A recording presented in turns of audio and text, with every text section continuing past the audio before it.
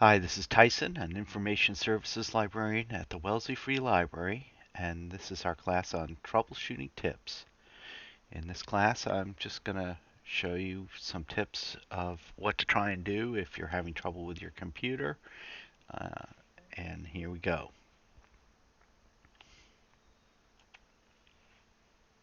The first thing is you just want to know a few things about your computer, the specifications. Um, that's going to help you diagnose what the problem is. The processor's type, your operating system, what it is, what version of it is, how much memory you have, what your hard drive capacity is, your video card, and how much video memory you have. And if you have anything plugged into the computer, they're called peripherals, like a DVD or a sound card, external drive, something like that.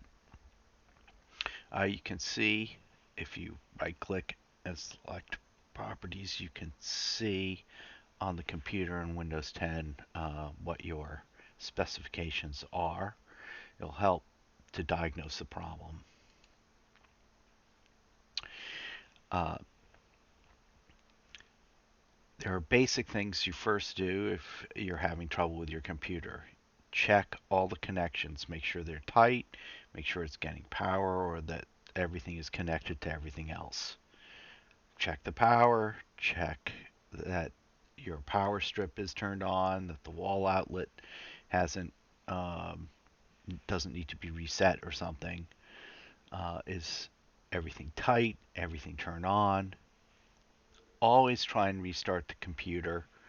90% of the time, rebooting the computer will fix issues. Have you recently installed new hardware or software? Sometimes it's a problem with something that you recently installed. Uh, those are the first things you want to look at.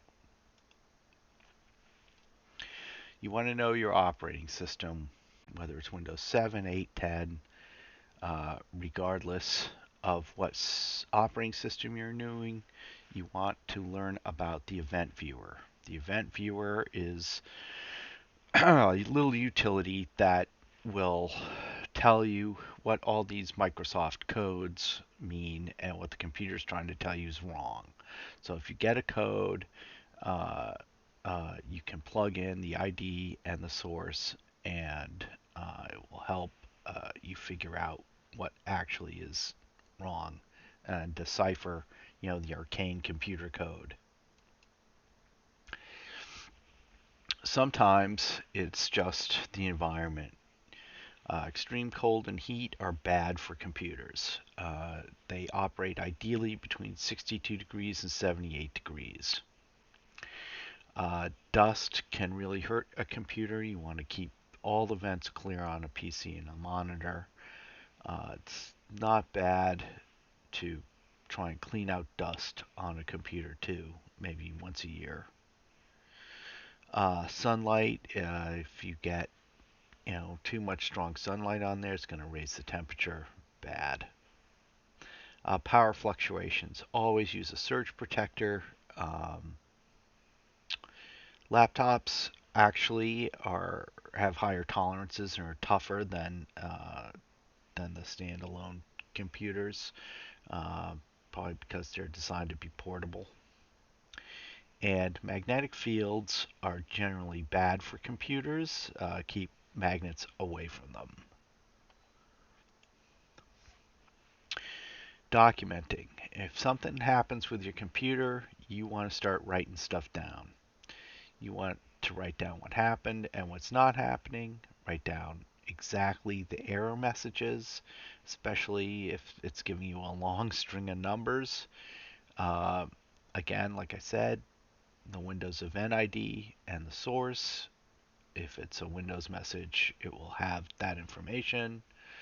And then note the occurrence. Does it happen every time? Is there a pattern? Is it kind of intermittent? You're just trying to figure out, there a loose connection somewhere. What's going on? Okay, so your plan of attack. Basically, you want to use a search engine, plug in the error message, or describe the symptom, and kind of see if other people have had this problem and what their solutions may have been. Don't take the first answer as gospel. It's important to get a consensus on what the real problem is. Often with peripherals, or things that you plug into the computer, usually the problem is the driver. Usually the driver needs to be updated or reinstalled, and you can do that on your own. The driver is the software that tells the peripheral how to play nice with the operating system. Uh, you can run Troubleshoot. It's found in Settings, Update, and Security on Windows 10. Sometimes the Troubleshoot will actually fix your problem. And it's always good to run Windows Update. Sometimes there's a new update that fixes the issue too. Okay, we've done all the basic stuff. You're still having a problem. Maybe it's a virus. What do I do now? You want to check the event viewer. In Windows 10, you just type event viewer in the search bar on the bottom left, and it will bring up the little application, and you put in the code, and hopefully it will tell you what's wrong. You can check devices and settings. That's to see if there's a problem with, the memory or something else. If older versions of Windows, it's called the Device Manager. You can uninstall or reinstall software through Windows 10 settings apps, especially if you've done something recent. After that, it's all about antivirus stuff. You can run your antivirus software. You should be running that automatically anyway, at least once a week, to get rid of stuff or to update the virus definitions. There are a couple of programs that I would recommend that you get just for maintenance, and if you get a virus or something, it's nice to have Malwarebytes. It's a virus removal tool, so it will get rid of the virus once you've already got it. It doesn't stop you from getting it, but it will remove it for you. So it's nice to have. You can download both of those. CCleaner just gets rid of the junk that accumulates as you use the computer, like cookies and stuff, and cleans out your computer. Helps it run faster. If nothing else is working, you can look at running System Restore. System Restore is going to kind of set your computer back to the way it was a few months ago or what have you. So you may lose some documents and materials in doing that, but sometimes it will, get rid of whatever you did that messed it up.